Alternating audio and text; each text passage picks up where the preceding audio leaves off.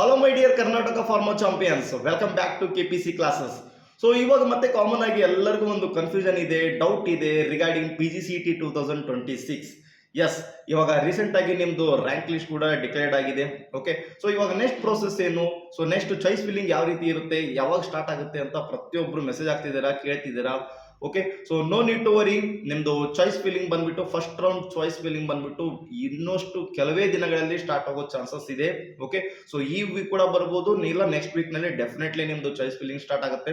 Okay, so first round provisional rank list ಬಿಟ್ಟಿದ್ದಾರೆ. ಅದರಲ್ಲಿ some candidates minimum qualifying marks ಇದ್ರು ಕೂಡ ಸಮ್ ಕ್ಯಾಂಡಿಡೇಟ್ಸ್ ನೇಮ್ ಇದ್ರ ಅದರಲ್ಲಿ ಮೆನ್ಷನ್ ಇಲ್ಲ, ಡ್ಯೂ ಟು ಸಮ್ ಟೆಕ್ನಿಕಲ್ ಏನಾದ್ರು ಇಶ್ಯೂಸ್ ಆಗಿರುತ್ತೆ. ಓಕೆ, ಸೊ ಅವ್ರದ್ದು ಫಸ್ಟ್ ರೌಂಡ್ ಒಂದು ಫೈನಲ್ ರ್ಯಾಂಕ್ ಲಿಸ್ಟ್ ಬಂದ್ಮೇಲೆ ಇಮಿಡಿಯೇಟ್ ಆಗಿ ನಿಮಗೆ first round choice filling start ಆಗುತ್ತೆ. ಓಕೆ, ಆ ಚಾಯ್ಸ್ ಫಿಲ್ಲಿಂಗ್ ಸ್ಟಾರ್ಟ್ ಆದ್ಮೇಲೆ ನಾನು ಸ್ಟೆಪ್ ಬೈ ಸ್ಟೆಪ್ ನಿಮಗೆ ಯಾವ ರೀತಿ ಒಂದು ಚಾಯ್ಸ್ ಫಿಲ್ಲಿಂಗ್ ವೆರಿಫಿಕೇಶನ್ ಮಾಡ್ಕೋಬೇಕು ಅಂತ ಪ್ರತಿಯೊಂದನ್ನ ನಾ ವಿಡಿಯೋ ಮಾಡಿಬಿಟ್ಟು ನಿಮಗೆ ಪ್ರತಿಯೊಂದು ಇನ್ಫಾರ್ಮೇಶನ್ ಕೊಡ್ತಾ ಹೋಗ್ತೀನಿ.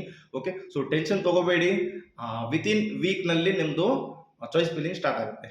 Okay, thank you so much.